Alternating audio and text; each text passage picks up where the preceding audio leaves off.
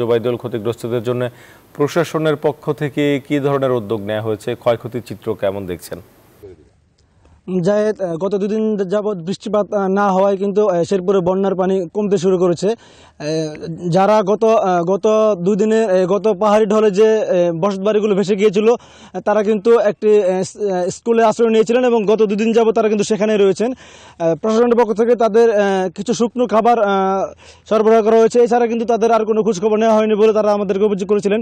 আমরা তাদের সাথে কথা বলে জানতে পেরেছি যে স্থানীয় স্বেচ্ছাসেবী সংগঠন এবং বিএনপি, জামায়াত সহ কিছু রাজনৈতিক নেতৃবৃন্দ তাদের খোঁজখবর নিয়েছেন এবং কিছু আর্থিক সহায়তা করেছেন।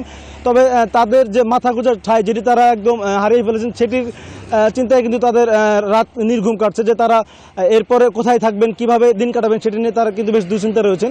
আমি যদি একটু জানিয়ে রাখি যে এই যে পানি নামার সঙ্গে সঙ্গে কিন্তু শেরপুরের গতকাল পর্যন্ত যে আমন ধানের আবাদ প্রায় ১,৫০০ হেক্টর পানির নিচে ছিল সেটি কিন্তু কমে এখন ৮৭২ হেক্টর রূপা আমন জমির ধান পানির নিচে রয়েছে। এছাড়া সবজি রয়েছে প্রায় ১৪ হেক্টর জমি সবজির আবাদ পানির নিচে নিমজ্জিত রয়েছে। কৃষি বিভাগ আমাদের জানিয়েছে যে ক্ষতিগ্রস্ত যারা রয়েছেন তাদের তালিকা তৈরি করা হচ্ছে এবং তাদেরকে প্রণোদনার আওতায় এনে তাদের ক্ষতিপূরণ দেওয়া হবে বলে কৃষি বিভাগ আমাদেরকে জানিয়েছে। একটু যদি জানি, এই বন্যায় কিন্তু এখন পর্যন্ত 2 জনের প্রাণহানি হয়েছে এবং প্রশাসনের পক্ষ থেকে তাদেরকে ২৫,০০০ টাকা করে আর্থিক সহযোগিতা প্রদান করা হয়েছে এবং যে ভাঙা বাঁধটি রয়েছে সেই বাঁধটি মেরামতে পানি উন্নয়ন বোর্ড ঊর্ধ্বতন কর্তৃপক্ষের কাছে চাহিদা চেয়ে চিঠি লিখেছে এবং চাহিদা প্রাপ্ত সাপেক্ষে তারা কিন্তু এই বাঁধ মেরামতের কাজ শুরু করবে বলে আমাদের জানিয়েছে। তো এই ছিল আমার কাছে শেরপুর থেকে বন্যার পরিস্থিতি সর্বশেষ খবর। ধন্যবাদ জুবাইদুল ইসলাম। বান্ডেল থাকলে প্রতি সেনমানিতে টাকা বাঁচবে।